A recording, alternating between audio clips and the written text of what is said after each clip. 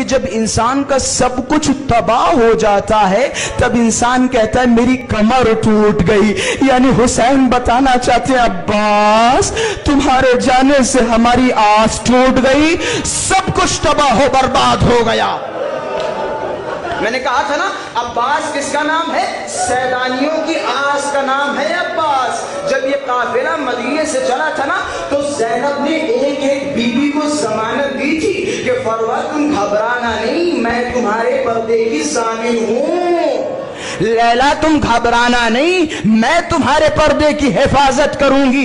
ایک ایک be be سے جناب زینب نے یہ وعدہ کیا کہ میں تمہارے پردے کی حفاظت کروں گی. میں ضمانت لیتی ہوں کہ کیوں کہ تمہیں نہیں پتا میرا بھیا عباس ہمارے ساتھ جا رہا ہے. ارے کس کی مجال جو عباس کے ہوتے ہوئے زینب کے پردے کی طرف نظر ڈالے. کس کی مجال؟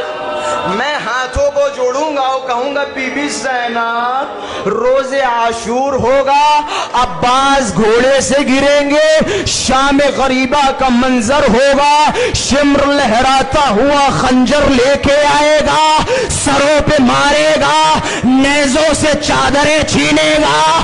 نہ عباس ہوں گے نہ اکبر ہوں گے. اجرکم علی الزہراء, اپنی آوازوں کو بلند کرے. ارے جوانوں اپنی جوانی کو اکبر پہ قربان کرے. ہماری جوانی عباس پہ قربان ہو کہ شمر کا خنجر ہوگا. نہ عباس و اکبر ہوں گے نہ حسین ہوں گے. عزادارو جب روز عاشورہ مولا عباس اجازت کے لیے آئے, یا میں مقتل کے جملے بیان کر رہا ہوں, میں پوری روایتیں نہیں بیان کروں گا, کہ مولا عباس امام حسین کے پاس آئے اور آنے کے بعد ایک جملہ کہا کہ آقا حسین یہ جو خیموں سے العطش العطش, ہائے پیاس ہائے پیاس ہائے پیاس, کیا آقا مجھ سے یہ آوازیں برداشت نہیں ہوتی؟ آقا مجھے اجازت دے میں ان ننھے ننھے بچوں کے لیے پانی لا سکوں.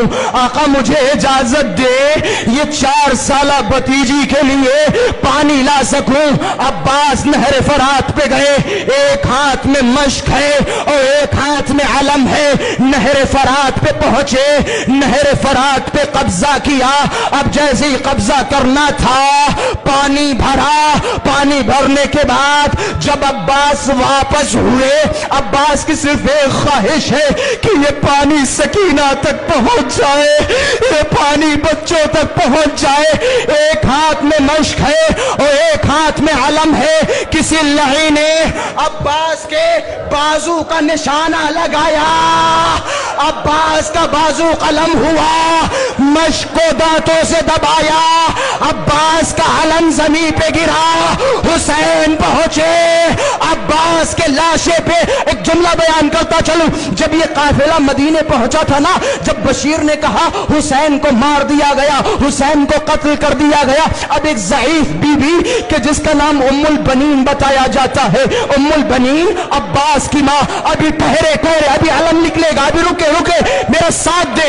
کہتے عباس جب یہ ام البنین پہنچی نا, ام البنین نے ایک جملہ کہا, ابھی روکے بیٹھے بیٹھے.